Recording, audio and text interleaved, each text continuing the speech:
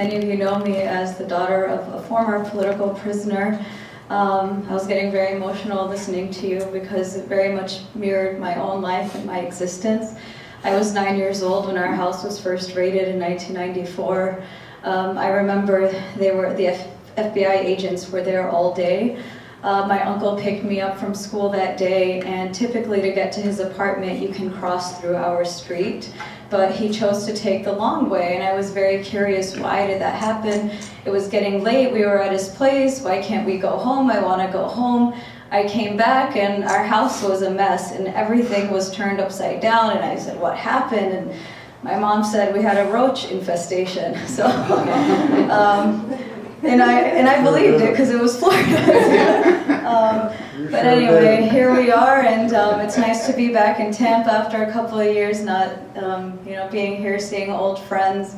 It's also very meaningful to be here, having worked with the Coalition for Civil Freedoms for the last couple of years, because Tampa represents, to me anyway, one of the very few victories in these post 9/11 terrorism cases, and for all of us here who work on these issues. So thank you for coming out to learn more about them and supporting this important issue. And I want to just say that this was more than a victory for my family. It was absolutely a victory for the community.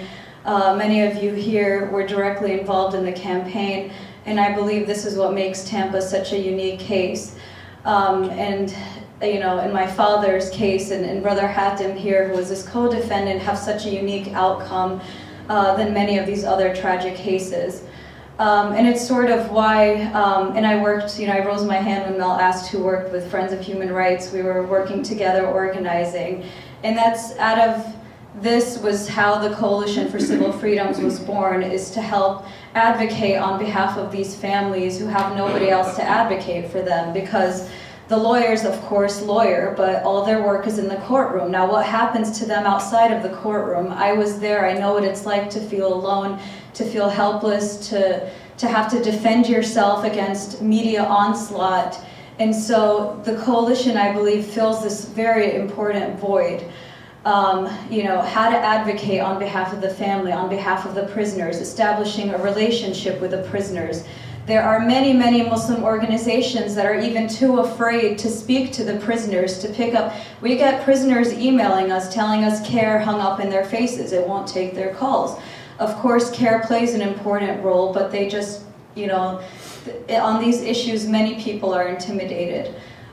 So from raising money and sending inmates canteen money to their accounts in prison just to buy basic goods, to live in dignity before trial, to organizing a family conference for families where we help, we provide therapy sessions and a healing circle, we train them in lobbying and media outreach, and we have a lobby day in Washington, D.C. to lobby against these unjust laws, to work for compassionate release, against mandatory minimums, to work on sentencing reform. So really we believe change comes at home, and we have to fight and empower families. Just to give you a brief example, there was recently in Florida another case of Noor Salman. Many of you may have heard of her. She is the wife, or the former wife, of the Pulse nightclub shooter who very horrifically and tragically murdered 49 people. This woman, and people who are historically the LGBT community, are allies of the Muslim community in the United States. Another group that's been oppressed, that's been targeted in hate crimes, they've historically come to the aid of Muslims and supported us. So this woman had literally no support because she was falsely accused of aiding and abetting her husband. Nobody supported her whatsoever. So how did we first get to know Noor? Was that we sent her a gift pre-trial during Ramadan, the month of Ramadan. And then we started to look more into her case, get involved. We contacted the media, Glenn Greenwald of The Intercept, and we started telling the media the real story. In this very church, which this place is called Sanctuary, it was very much a sanctuary for my family, but Mel organized an event here, Ahmed spoke, and they launched the campaign in Tampa. They spoke on WMNF in support of Noor Salman.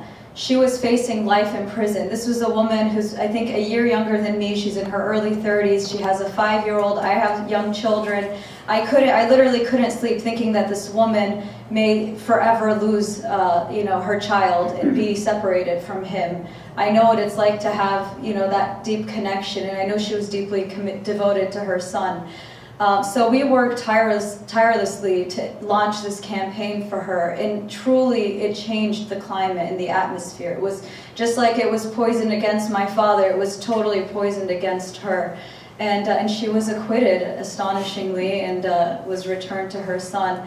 And I'm very proud of the work of the coalition and what we're doing. So hopefully you guys can get involved either through donating to the family conference or getting on our list, inviting us out to do educational events. We try to always empower families, raise their voices, place them to speak wherever they can to share their stories and make them the best advocates for their loved ones.